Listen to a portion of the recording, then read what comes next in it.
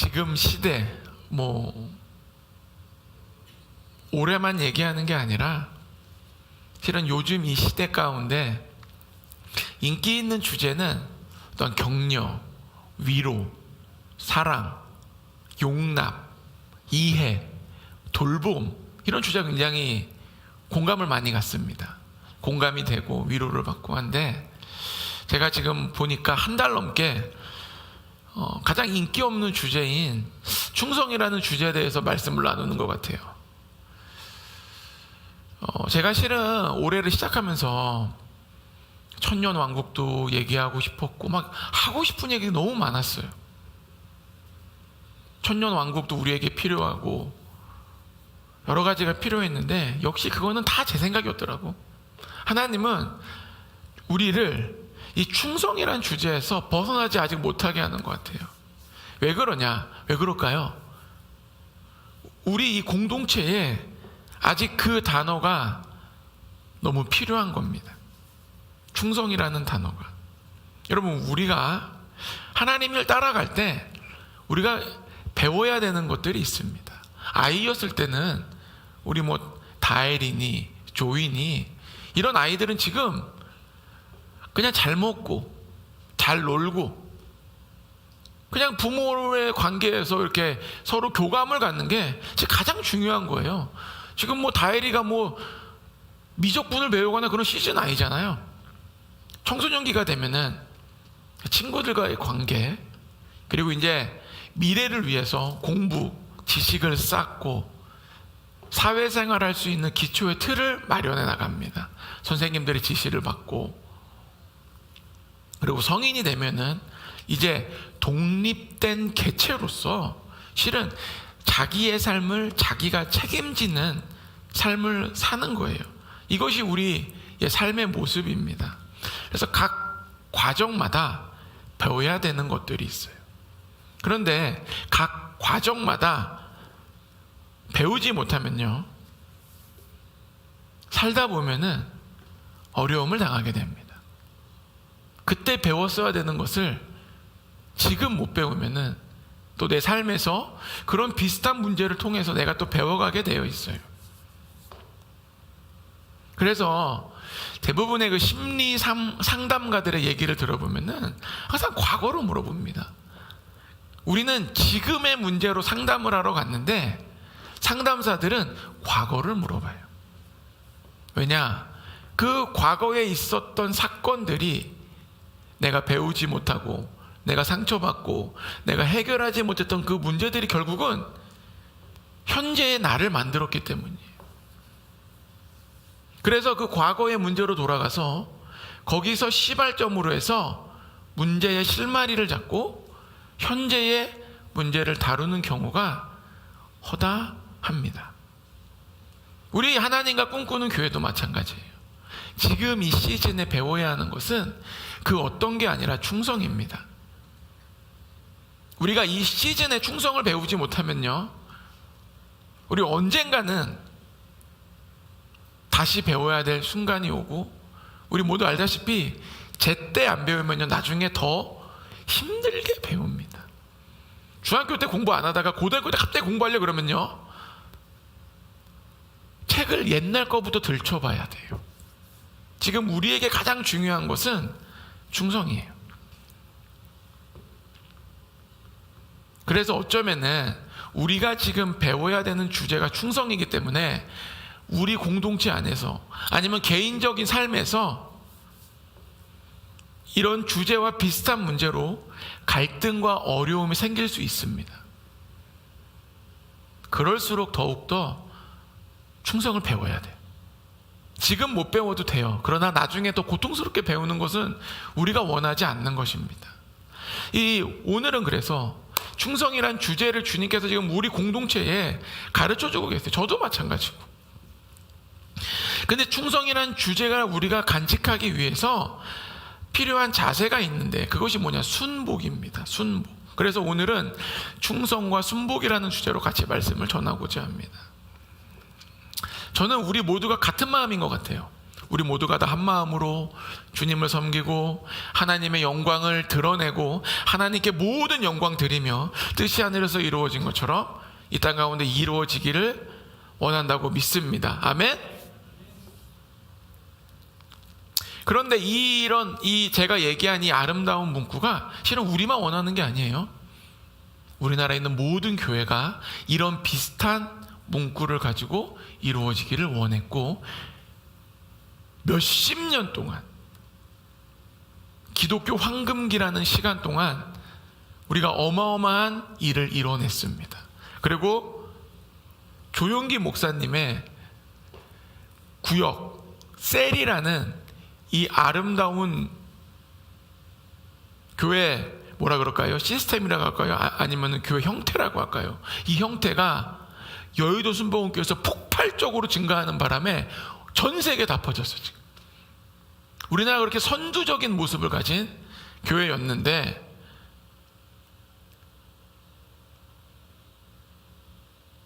기술도 늘어나고 방법도 늘어나고 흔히 얘기하는 데이터도 많이 쌓였는데 왜 한국 기독교가 침몰하고 있을까요? 더 좋은 방법을 연구한 사람도 많고 수많은 논문이 나왔어요. 셀처치, 구역예배. 옛날에는 여의도 순복음교회가 부흥되기 전에는 구역예배라는, 구역이란 단위조차 없었어요. 아예 그냥 모여서 예배 드리는 거야. 우리나라가 새벽기도 하므로 전 세계 새벽기도가 생겼어요. 얼리 프레이 미팅. 아직도 미국 새벽기도가 없어요. 왜 그럴까요? 우리는 더 좋은 방법, 더 좋은 것들을 개발해냈는데 왜 침몰하고 있을까요? 지금도 그것에 대해서 많은 의문을 가지고 있고 더 많은 방법과 기술을 만들어냅니다. 그래서 예전에 열린 예배라고 해가지고, 기억나실지 모르겠어요. 막 유명인도 초대해가지고, 그래 이렇게 문화적으로 세상이 변화되면은, 우리가 변화되면 세상이 변화될 거다 했는데 결국은 뭐예요? 기독교 문화는 변화된 게 없고 세상을 따라가기도 바쁘고, 이제 더 이상 열린 예배라는 단어조차 없어졌어요. 한때 굉장한 이슈였어요. 열린 예배. 여기 좀 교회 좀 오래 다니신 분들이 지금 아실 텐데, 지금 열린 예배라는 소리 들어본 적 있어요? 그런 개념조차 없어요. 우리 기술과 방법은 늘어나고 있는데 왜 그러냐? 가장 중요한 게 변화가 되지 않고 있기 때문이에요. 뭔지 아세요? 우리의 마음의 변화가 생기지 않는 거예요. 이런 기술, 방법들은 도입해서 돌려보고 문제가 생기면은 바꾸면 돼요. 그리고 새로운 방법을 도입하면 돼요. 막 엔진 업그레이드 하듯이, 우리 핸드폰 업그레이드 하듯이 계속 업그레이드 되면 됩니다. 그런데 그 프로그램이 아무리 업그레이드 돼도 우리의 마음의 변화가 생기지 않는 이상 변화는 생기지 않아요. 외적으로는 변화가 생깁니다. 그래서 우리가 예수님을 믿고 하나님 나라를 위해 살려면요, 순복이란 마음이 필요해요. 순복이 뭐냐? 하나님 앞에서 순순히 복종하는 거예요. 우리 마음으로 막 주님께 복종하고 싶고, 주님을 따르고 싶고, 하나님 나라에 순종하고 싶고, 하나님 영광을 보고 싶지만, 실제로 우리 삶에서 순순히 복종하는 이 순복이 굉장히 어려운 주제입니다. 굉장히 쉬워요. 은혜 받고 하나님을 막 내가 막 주님을 막 은혜를 막 받을 때는 하나님께 순복하기 쉬워요. 막 내가 기분이 좋고 막 내가 대단하게 보였던 그 사람을 막 만나게 되면요, 순복하기 쉬워요.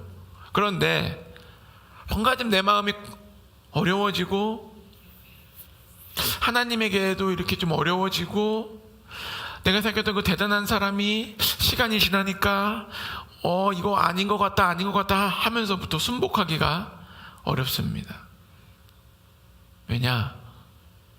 우리 모두는 실은 순복하는 삶보다 자기중심적으로 살아가고 있기 때문이에요. 이 자기중심적인 신앙은 결국은 명분은 주님, 뭐 하나님 나라 다 좋아요. 근데 결국은 나를 위해서 사는 겁니다. 그 보이지 않는 본질은, 우리가 실은 대화하면 본질은 몰라요. 본질은 뭐예요? 내 소원이 이루어지고 내 마음이 좀 편해지고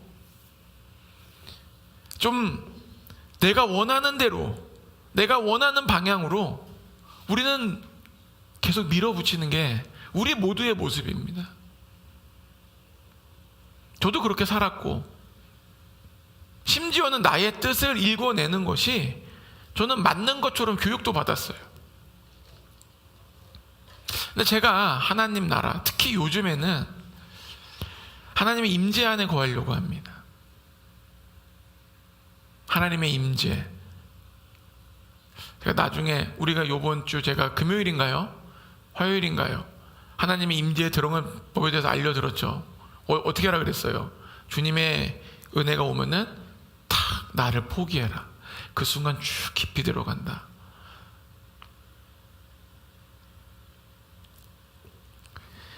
제가 깨닫게 되는 건 하나님 임재 안에 거하면 거할수록 정말로 주님의 뜻은 나의 뜻과 현저히 다르다는 거예요.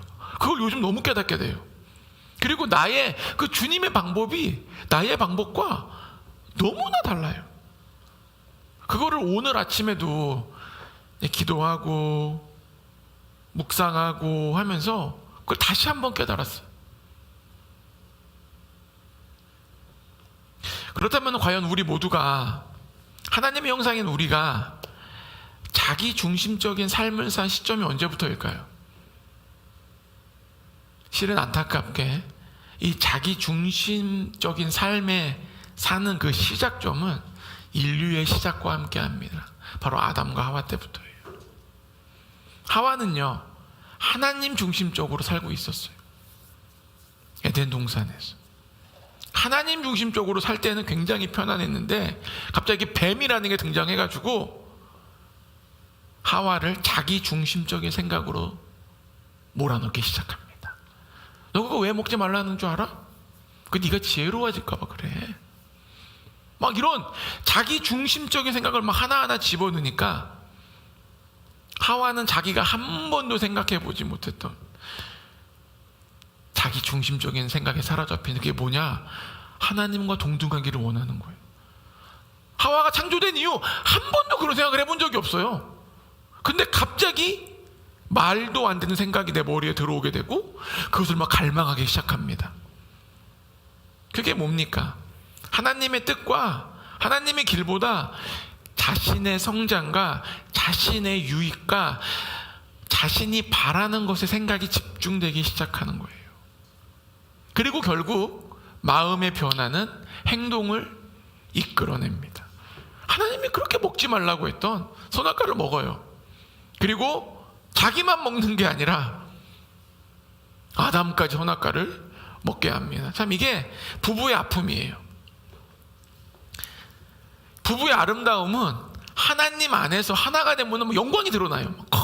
주님 예배하고 막. 그런데 이 부부의 아픔은 같이 죄를 지게 만들어. 누군가 집에 권력 있는 사람이 자기만 넘어져서 이제 상대방을 넌 이렇게 살면 안 된다 해야 되는데 같이 넘어지게 만들어. 하와가 굉장한 권력이 있었던 거예요. 여자의 권력은 아담과 하와부터 시작됩니다. 진짜예요. 남편까지 넘어지게 만드는 거야. 결국 같이 넘어지는 거예요. 어쩌면 남편만이라도 안 넘어졌으면 인류 역사가 바뀌었을 수도 있어. 왜? 하와는 하와가 어떻게 해야 되는데 이거는 둘이 같이 쫓겨나니까 에덴 동산도 없어지고 모든 게 끝나는 거예요. 사랑, 의리라는 명목으로 이제 온 세상은 자기 중심적인 사고로 물들어져 갑니다. 우리들의 연약함은 대부분 명분이 있어요. 대의가 있고 이유가 있는데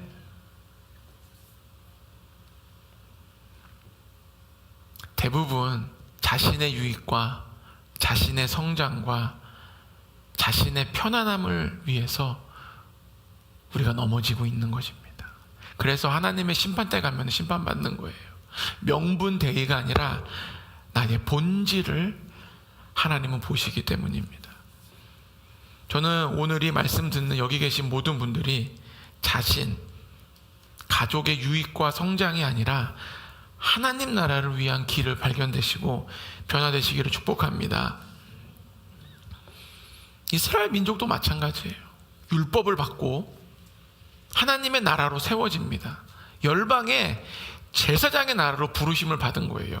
열방을 위해서 하나님이 선택받은 제사장 나라로 부름을 받았는데 그들은 오직 자기 중심적이 한 민족의 중심적으로 변해가자 이스라엘 중심으로 살아가기 시작해요. 하나님의 이름을 계속 불러요. 제사 드려요.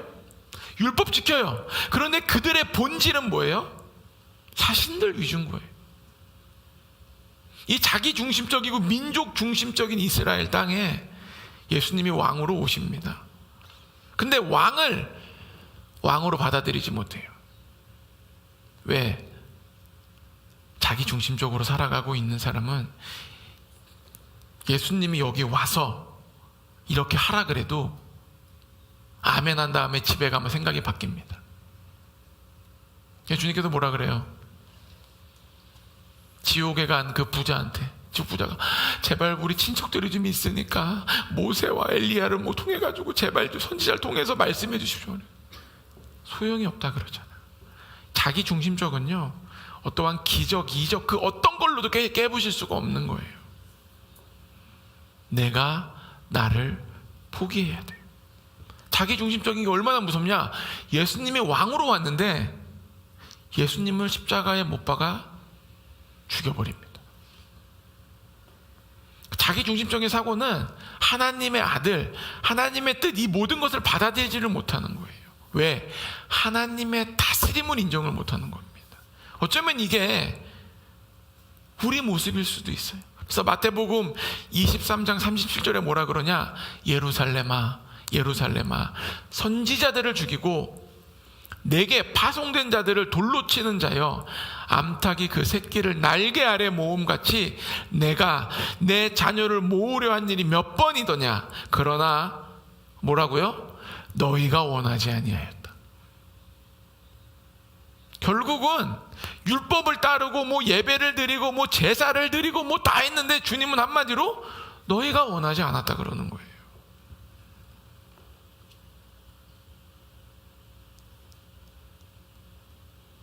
참 아이러니하죠. 하나님을 믿고 따르고 이스라엘이 정말 하나님의 나라가 되기 원하고 다 했는데 주님은 그들의 본질을 보는 거예요. 네가 원하지 않았다는 거예요. 우리도 마찬가지예요. 우리가 진짜 하나님을 따르기를 원해야 합니다. 하나님 우리의 본질을 알고 있고 깊은 마음을 알고 있어요.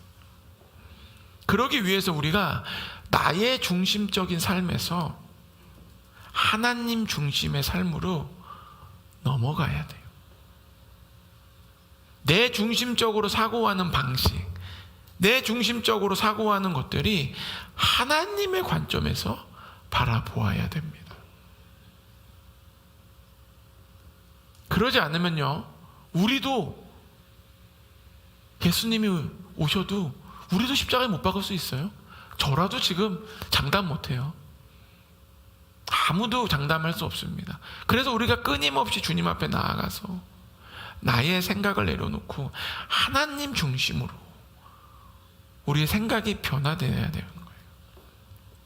제가 이번 주에 게레이즈 목사님이 이제 어떤 분이신가 이제 궁금해서 어떻게 예배인도 하시고 우리가 뭐를 준비해야 되나 해서 예배 준비를 위해서 게레이즈 목사님 담당하는 분께 특별히 얘기를 해가지고 예배 드리러 갔습니다. 그 교회 굉장히 체계가 잘 잡혀 있더라고요. 들어갈 때 명단을 다 확인하고 명단이 없으면은 부산에 왔어도 안 들어보내줘요. 정말 체계가 확 잡혀 있는 교회입니다. 나는 근데 좀 그렇더라고요. 그래서 딱 거기 앞에 부목사님이 기다리고 있더라고. 아무도 못 들어가게 막고 제가 가니까 담임 목사님께 얘기하면 그분이 하면서 딱 나를 인도해 줘가지고 명찰 없이 들어갔습니다.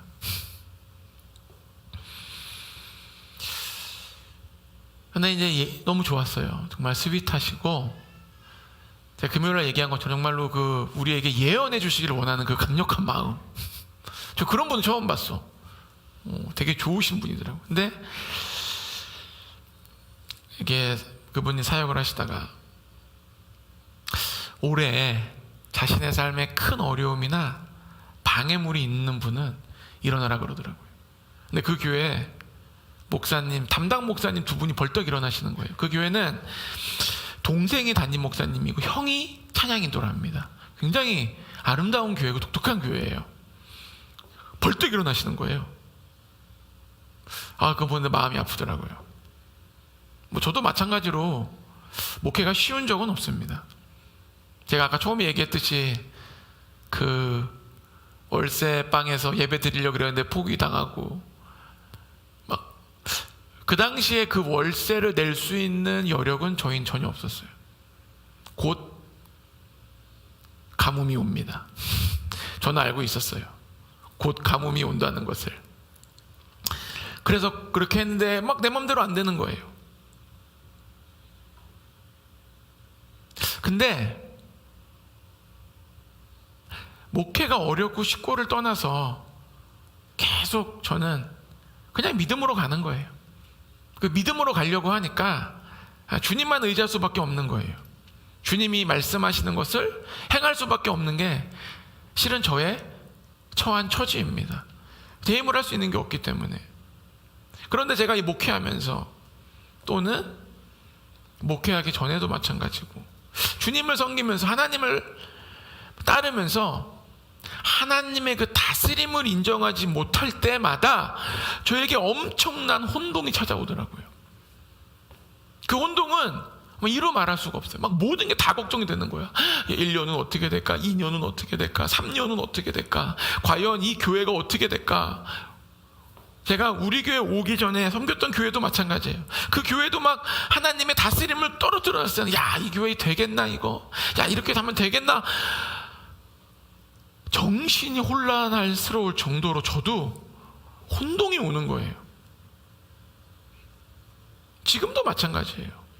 하나님의 다스림을 제외하고, 하나님이 우리를 이끄시고 있다는 걸 제외하고, 우리 교회를 보면은 모든 게 문제입니다. 그리고 교회 더 이상 하면 안 될 것 같아요. 혹시 지금 이 자리에 혼동스러운 분 계십니까? 하나님의 다스림을 인정하십시오. 그리고 또 그런 고민하다가 갑자기 더 크게, 대한민국은 어떻게 될 것인가? 그러면서 전 세계는 어떻게 될 것인가? 막 그러면서 막, 여러분 지금 왜 이렇게 세상이 이렇게 혼돈스럽고 왜 이렇게 막 환경 오염이 되고 왜 그렇습니까? 왜 그런 거예요? 지구에 인간이 너무 많아요, 지금. 너무 많은 사람이 살고 있어요. 그리고 앞으로는 더 많이 살 것입니다. 산업혁명 이후에 모든 것이 바뀌기 시작했어요. 그러면서 막 환경오염, 동성애, 이슬람 막 그런 거 언제 막 고민하기 시작하면요, 진짜 다 모든 게 문제처럼 보이면서 막 두려움에 쌓여가지고, 어떤 막 예언자들이나 막 꿈꾼 사람들이 막 하나님 나라가 이제 곧 오고 여러분 다 멸망당하고 막 휴거가 오고 다 죽고 막 그런 막 공포가 쌓여오는 거예요.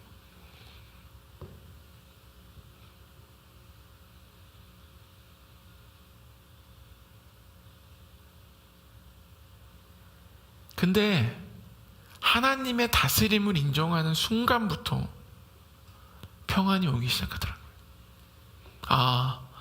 문제는 문제구나.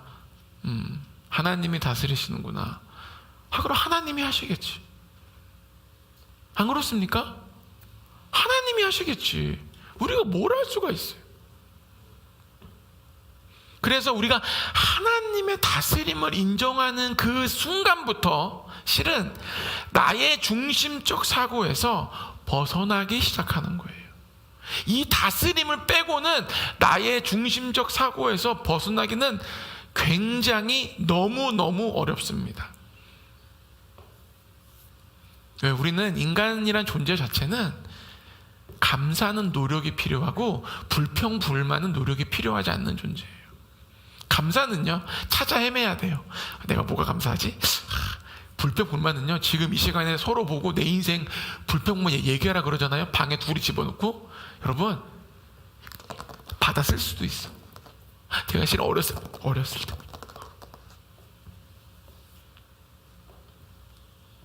그래서 나의 이 중심적인 사고에서 벗어나기 시작해서 하나님의 다스림을 인정하면서부터요, 정말 보잘것없는, 하나님이 보시기에는 하나 보잘것없는 걱정, 근심, 우려에서 벗어나서 소망이 내 마음을 사로잡습니다. 그래서 우리가 자기 중심적인 사고에서 벗어나야 돼요.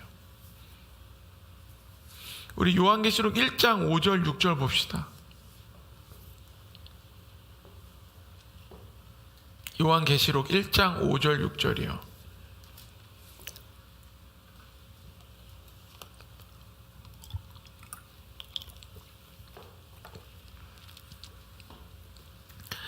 또 충성된 증인으로 죽은 자들 가운데서 먼저 나시고 땅의 임금들의 머리가 되신 예수 그리스도로 말미암아 은혜와 평강이 너희에게 있기를 원하노라. 우리를 사랑하사 그의 피로 우리 죄에서 우리를 해방하시고 그의 아버지 하나님을 위하여 우리를 나라와 제사장으로 삼으신 그에게 영광과 능력이 세세토록 있기를 원하노라. 아멘. 이것이 하나님이 보시는 그 당시의 로마 상황입니다. 이 요한계시록을 기록한 사도 요한은 밤모섬에 유배될 당시 전 로마 지역 기독교인들의 극심한 박해를 받던 시절이에요. 그 당시 황제 도미티아누스가 폭군과 공포 정치로 알려진 황제입니다. 요한과 동시대에 살던 그리스도인들은 도미티아누스 황제에 의해서 순교당하고 핍박당하고 박해당했습니다. 그래서 너무나 힘든 나머지 배교가 막 일어났어요. 왜? 예수 믿으면 죽으니까. 예수 믿으면 죽는 거예요. 잘못하면은. 예수 믿으면은 그냥 인생 커리어 끝나는 거예요. 도저히 미래가 보이지 않았던 시절입니다. 정말로 이 핍박과 억압이 기독교를 마치 잡아먹을 것처럼 보였어요. 기독교에 희망이 없는 것처럼 보였어요. 그때 사도 요한이 하늘을 열리고 들은 음성이 뭡니까? 땅의 임금들의 머리가 되신 예수 그리스도로 말미암아 은혜와 평강이 너희에게 있기를 원하노라. 다시 읽어드릴까요? 땅의 임금들의 머리가 되신 예수 그리스도로 말미암아 은혜와 평강이 너희에게 있기를 원하노라. 땅의 임금들의 머리는 도미티아누스가 아니었어요. 바로 예수님이셨다는 거예요. 이게 예수님의 다스림입니다.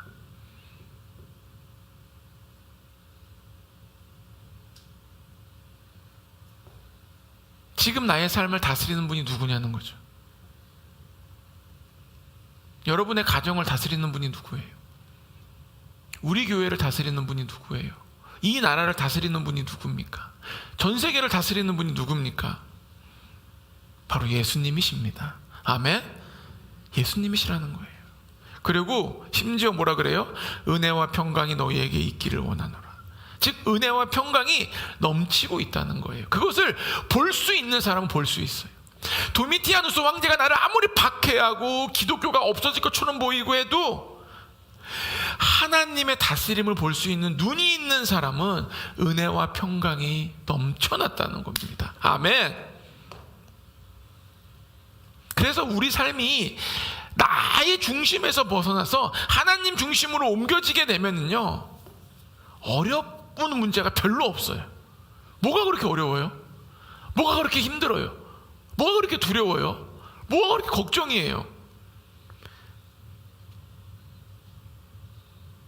이게 무슨 소리죠? 누가 라디오를 틀고 있어요?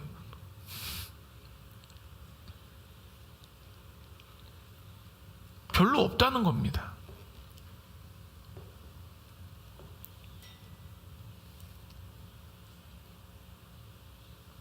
그래서 우리는 단지 하나님 다스림 안에서 충성스럽게 주님 주신 환경에 순복하고 있으면 돼요.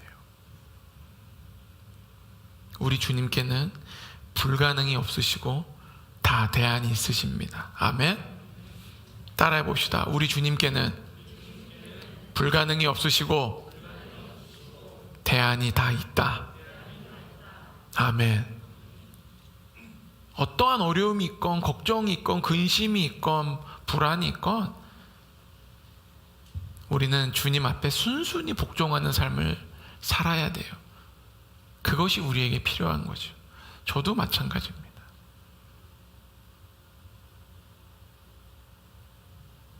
갑자기 막 저도 공격이 막 들어올 때가 있어요. 야, 이거 되겠나? 되겠나 우리 교회? 막 그럴 때가 왜 없겠어요? 막 공격이 막 적들은 우는 사람처럼 나에게 막 갑자기 내 생각을 혼미하게 막 들어올 때가 있어요. 그때 어떻게 해야 됩니까? 예수 이름으로 떠나갈지어다. 그래, 어차피 나는 못하는 거였어. 하나님이 하셔야지. 그러고 끝내야 되는 거예요. 하나님이 지금 우리 교회에 주시는 말씀이 바로 순복입니다. 주어진 환경에 순순히 순복해라. 각자가 원하는 게 있을 수 있어요. 근데 결국 각자가 원하는 걸 모으면요, 충돌이 일어납니다. 왜냐하면 모두가 같은 목적이라도 해도요, 가는 방법과 길은 다 다르기 때문이에요. 여러분, 우리가 내비게이션 하나를 봐도요, 목적지를 입력해도요, 뭐 빠른 길, 최적의 길, 고속도로 위주, 무료길, 옵션이 있지 않습니까? 티맵으로 인도하는 방법, 카카오 내비로 인도하는 방법, 전 국민이 그래도 조금 이렇게 신뢰를 좀 안 하는 현대차 내비로 인도하는 방법, 다 방법이 달라요. 근데 중요한 건 뭐예요? 가는 길은 다양하지만 목적지는 같다는 거예요. 그래서 우리는 하나님이 나를 그 목적지로 이끈다는 걸 믿고 겸손한 마음으로 우리는 충성과 순복을 해야 됩니다. 여러분, 주님께서 우리에게 순복을 왜 원하실까요? 하나님의 생각과 내 생각이 다를 때 순복을 원하시는 겁니다. 우리가 하나님의 생각과 내 생각이 같으면요, 순복할 필요가 없어요. 그냥 자연스럽게 따라가야 됩니다. 우리 믿음의 조상 아브라함을 기억해야 돼요. 히브리서 11장 8절이요.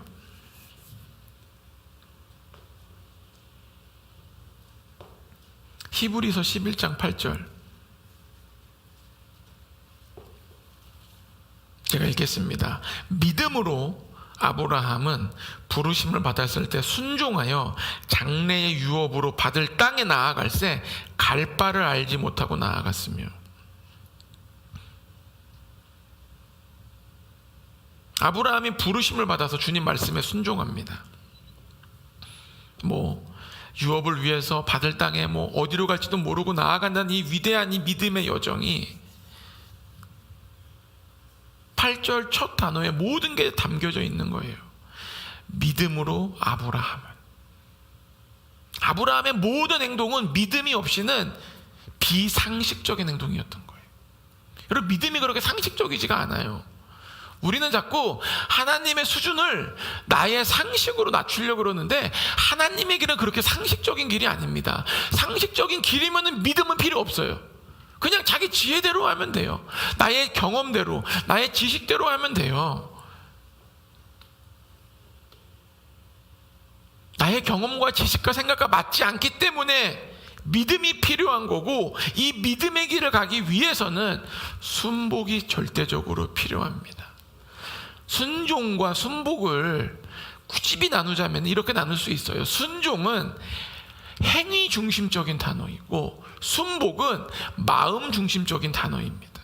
순순히 복종하는 거예요. 순순히, 내 마음이 그냥 순순히. 아브라함은 누가 보아도 비상식적인 행동, 미래가 불투명하고 정말 바보 같은 결정을 하는데 그것이 바로 하나님께 순종하고 순복했다는 것입니다. 여러분, 순복은 아브라함과 같은 행동을 이야기하는 거예요. 아브라함과 같은 마음을 이야기하는 겁니다. 가라면 가고 쉬라면 쉬고 하지 말라면 하지 말고 아무리 좋아도 기다리라 그러면 기다리고 우리 하나님과 꿈꾸는 교회 지금 이 시즌에 필요한 것은 바로 충성과 순복이라는 거예요. 그것이 우리가 지금 아직 주님께서는 정돈이 안 된 것 같아요. 제가 이 주제를 벗어나려고 아무리 발버둥을 쳐도 결국 일주일 내내 묵상하면서 기도하면 막 다른 게 떠오르다가 막상 말씀을 준비하려고 그러면 이 단어밖에 제 머릿속에도 들어오지 않아요. 그래서 제가 우리가 이 새로운 시즌을 가기 위해서 한 가지만 더 말씀드리고 싶습니다.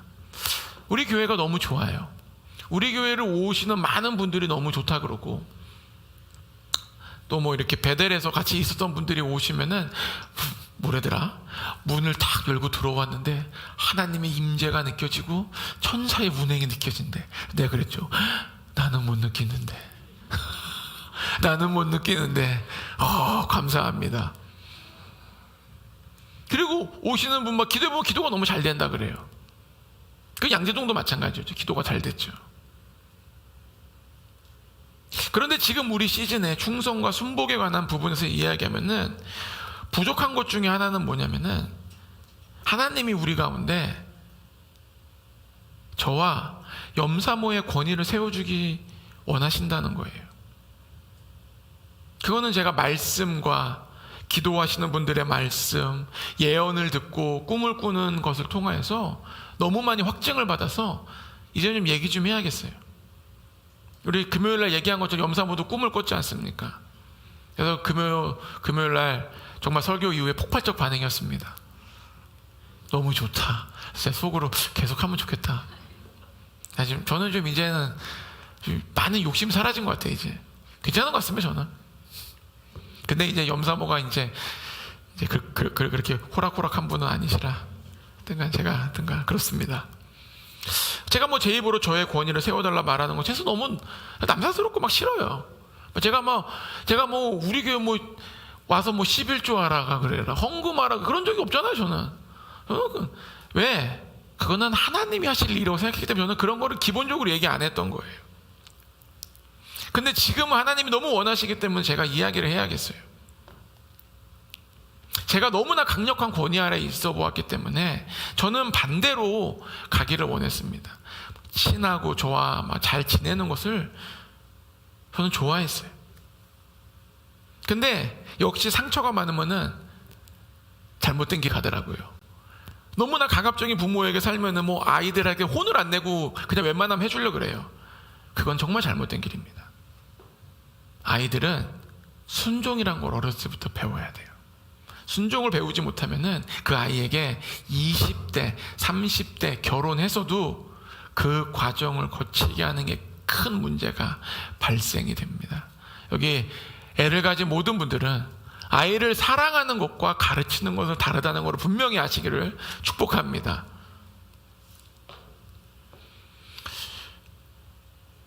제가 보니까 우리가 이렇게 가다가는 결국 하나님이 원하는 길을 잃게 될 것 같다는 생각이 들더라고요.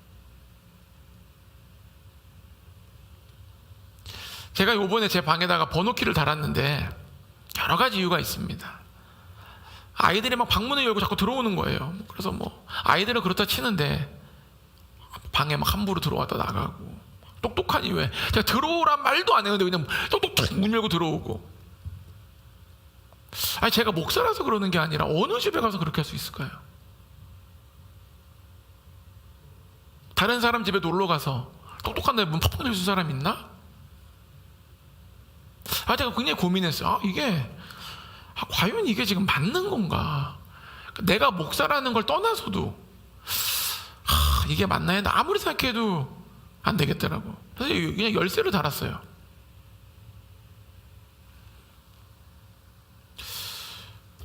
그래서 제가 봤을 때는 우리가 솔직히 말하면 순종이란 개념을 떠나서 너무 예의가 없다. 실은 그런 생각이 너무 들더라고요. 그래서 제가 고민하다가 그냥 번호키로 바꿨습니다. 그러자 박용수 형제님이 저렇게 세련된 걸 어디서 샀냐고 저한테. 제가 그랬죠. 중국에서 왔다 그랬어요. 왜냐면은 저 키는 우리나라에 팔질 않아. 저런 형태의 길을 팔질 않더라고. 나는 근데 왜 안 만들까 싶었는데 뭐 여러 가지 이유가 있겠죠.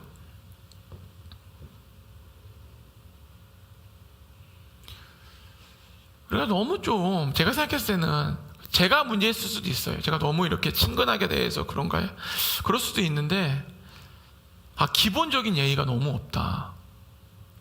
제가 실은 다른 교회를 가끔 갈 일이 있어요. 그러면은 그러니까 그 방식이 맞다는 건 아닌데 제가 인간인지라 자꾸 비교가 되는 거예요. 그걸 원하는 건 아니지만 이게 제가 고민을 계속 합니다. 우리 교회가 제대로 가고 있는 거 맞나 이게 지금 제대로 가고 있는 거 맞나? 그러는 실은 계속 고민했던 문제를 요즘은 이제 뭐 기도하는 분들도 그렇고 뭐 예언을 받아도 그런 예언이 나오고 해서 제가 이건 좀 공개해야 되겠다 싶어서 말씀을 드립니다. 그래서 여러분, 저와 염사모 그리고 여러분 갖고 있는 뭐 리더들 순종하고 순복하고 주님 안에서 아름답게 살아갑시다. 성경 말씀에 분명히 써 있는 거는 선지자를 선지자 대접하면 선지자의 상을 받는다고 예수님이 말씀하셨습니다. 그래서 이번에 게리 목사님 부부도 우리가 할 수 있는 힘을 다해서 섬겨드릴 것이고 그 섬김의 복을 우리 모두 받게 될 줄로 믿습니다. 단지 게리 목사님 뿐이 아니에요. 금요일 날 오시는 박승준 목사님도 그렇고 저와 염사모도 그렇고 여러분 리더도 그렇고 우리 같은 상을 받게 되는 겁니다. 전 정말 우리 모두가 다 뭐 우리가 이 땅에서 조금 이렇게 뭐 삶의 모습은 다를 수 있죠. 수준도 다르고 환경도 다르고 저는 영원한 나라에서 저는 다 하나님께 놀라운 상을 받아서 같이 있기를 원하는 거예요. 히브리서 13장 17절 가봅시다.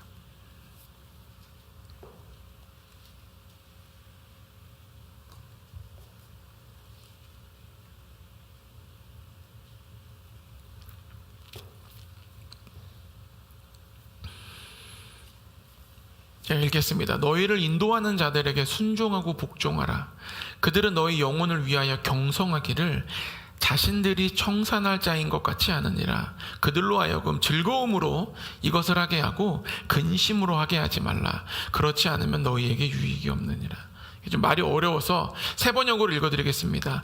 여러분의 지도자들의 말을 고지 듣고 그들에게 복종하십시오. 그들은 여러분의 영혼을 지키는 사람들이요 이 일을 장차 하나님께 보고 드릴 사람들입니다. 그러므로 여러분은 그들이 기쁜 마음으로 이 일을 하게 하고 탄식하면서 하지 않게 해주십시오. 그들이 탄식하면서 일하는 것은 여러분에게 유익이 되지 못합니다. 우리가 섬기고 순복하는 것은 나에게 유익이 된다는 걸 알아야 돼요.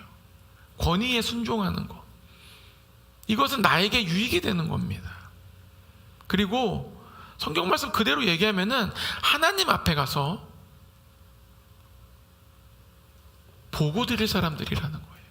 그러니까 마지막 백보자 심판이 있을 때 하나님이 우리의 행위 책을 피십니다. 우리가 어떻게 살았는지. 그리고 그 보고하는 사람들은 바로 여러분의 리더들, 저도 마찬가지예요. 여러분을 보고하는 거예요. 자, 김원복에 나오십시오. 그럼 제가 주님, 이렇게 되면 안 됩니다. 드릴 말이 없습니다. 마음이 아파서. 주님, 저분이 어떻게 잘했고. 지금 우리 교회 시즌에 이제는 저와 염사모의 권위가 서고 여러분이 섬기고 있는 리더들의 권위가 서서 이제 성령의 아름다운 질서 안으로 들어가야 됩니다. 질서로 들어가지 않으면은 그 어떤 적이 와도 우리는 각계 전투하고 결국 정말 힘겹게 이기든지 아니면 패배할 거예요. 러시아 군인들이 초반에 왜 그렇게 우크라이나한테 졌어요? 명분이 없고 자기 마음대로 싸우는 거예요. 우크라이나 군인들은 나라를 지켜야겠다는 그 강력한 열망, 지금도 마찬가지고 그 열망을 통하여서 명령에 순종하고 목숨 바쳐 싸웠던 거예요. 그래서 제가 실은 조가 다 편성이 됐어요. 조가 다 편성이 되고 교회의 부서도 제가 만들었는데, 제가 실은 이번 주에 발표하려고 그랬는데 발표하는 게 중요한 게 아닌 것 같아요. 그리고 제 마음이 계속 발표하지 말라는 거예요. 왜? 우리나라 교회가 처음에 얘기한 것처럼 새로운 것을 막 셀 만들어내고 다 했는데 30년 지나자 지금 이렇게 된 겁니다. 30년밖에 안 됐어요. 30년, 고작 30년 만에. 제가 대학교 때만 해도 어마어마한 일이 발생했었어요. 그때 온 세계 교회 열방들이 대한민국 교회를 닮아야 된다. 정말 지금은 뭐 그런 얘기가 없어요. 이찬수 목사님이 뭐라 그래요? 이번에 목회자 모임이 있을 때 교회 큰 데 갔는데 목사님도 모셔놓고, 여러분들 두렵지 않으세요? 이 건물 지금 유럽에서는 다 술집으로 변한다는데 여러분 두렵지 않으세요? 이 교회가 술집으로 변하게 될 것을 대놓고 얘기하는 거예요. 왜? 거기 앉아있는 목사님들도 두려운 거예요.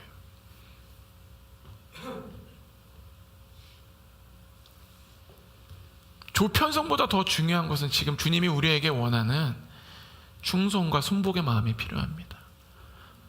저는 실은 이번 주에 발표할 예정으로 해서 우리 지인 간사한테 다 표까지 다 만들어 놨어 지금. 근데 안 되겠더라고. 조편성이 중요한 게 아니잖아요 지금.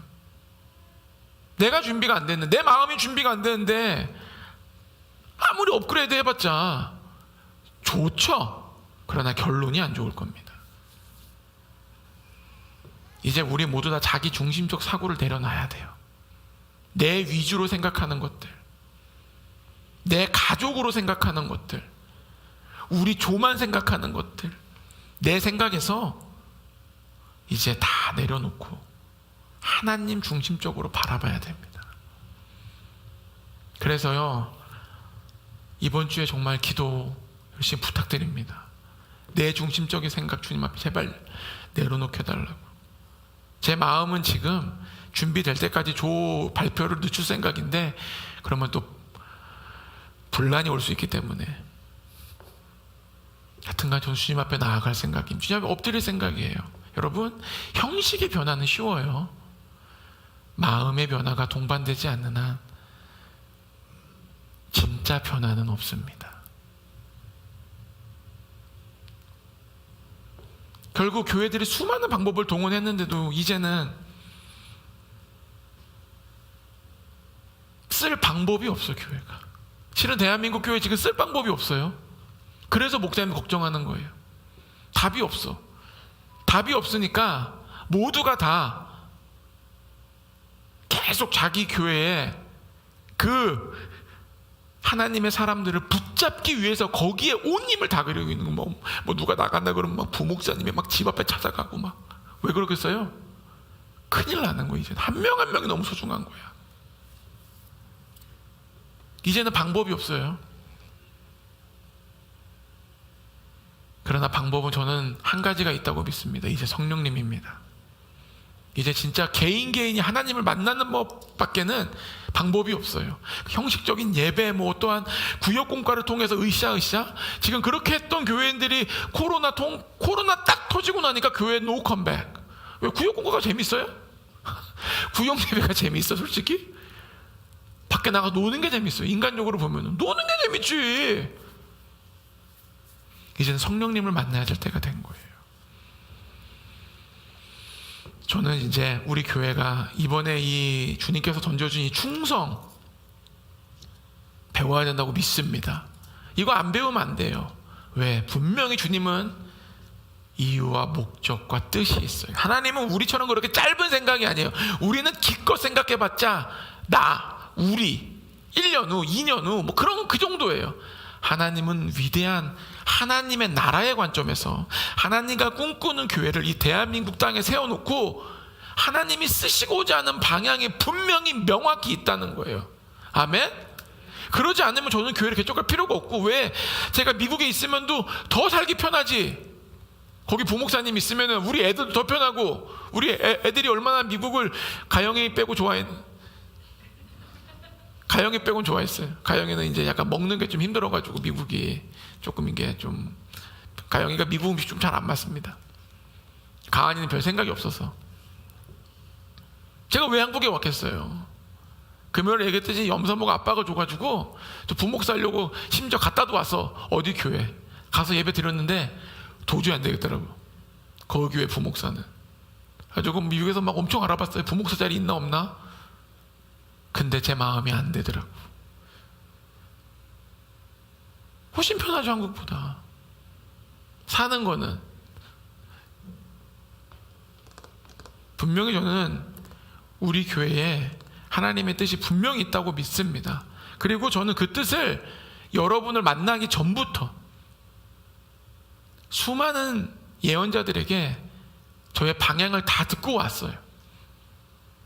다 듣고 왔고 그 방향대로 가려고 무진 애를 쓰고 있는 중입니다, 지금. 우리 교회가 분명히 충성과 순복이 없다면요, 좋게 만들 수는 있지만 결국 우리의 몸부림으로 끝날 겁니다. 저는 그렇게 되고 싶지 않습니다. 그래서 이번 한 주 동안 여러분 충성과 순복의 마음을 달라고 정말 기도하시길 축복합니다. 실은 지금 인간적으로 보면요, 저를 짜고 게리 목사님, 박승준 목사님 예배를 위해서 조별끼리 기도하고 줌으로 만나고, 그게 훨씬 더 합리적이고 훨씬 더 좋고 훨씬 더 이성적인 방법이에요. 제가 그걸 몰라서 안 하는 게 아니에요. 알죠. 그러나 그것보다 더 중요한 게 있는 거예요. 우리의 변화. 우리의 변화가 없는 한 더 좋은 방법은 방법일 뿐입니다. 그래서 이번 주 내내 여러분 충성과 순복의 마음을 달라고 기도하고, 또 하나는 게리 목사님을 통해서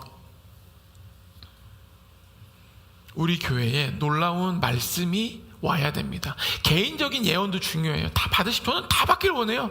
2번 받기 원해요. 2시에도 받고, 게리 목사님이 이 사람 처음 본 사람이구나, 8시도 해주고, 다 좋아요. 전 다 좋아. 근데 중요한 거는 저는 그 정도의 수준에 원하지 않아요. 여러분, 그 펜사콜라의 부흥이 옵니다. 펜사콜라 부흥이 와요. 펜사콜라 부흥이 왔는데, 그 펜사콜라 부흥은 회계 중심의 부흥이기 때문에 보수 기독교 단체에서도 펜사콜라 부흥을 인정했어요. 거기 희한한 일들이 많이 생겨요. 단적으로 얘기하면은 어떤 여자 사람이 나오다 뭘 하다가 굳어 이러고 있는 거야. 근데 이렇게 3일 넘게 있는 거예요. 이해가 돼요? 제가 생각해보세요. 3일도 이러고 있다고 뭘 와서.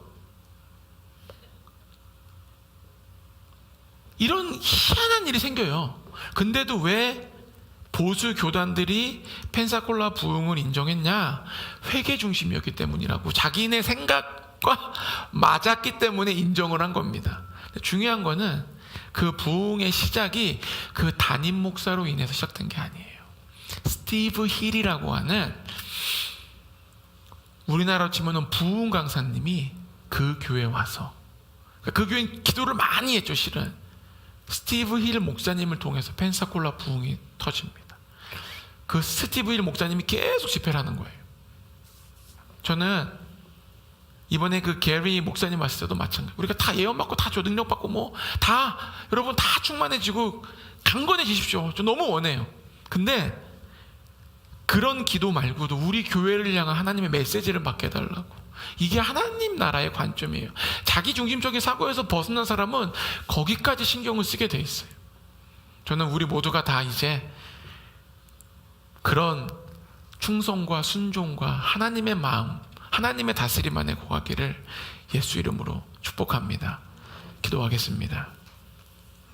하나님, 우리 교회 가운데 주님 가르치기 원하는 이 충성과 순복의 마음, 하나님, 우리가 진짜 온전히 받기를 원합니다.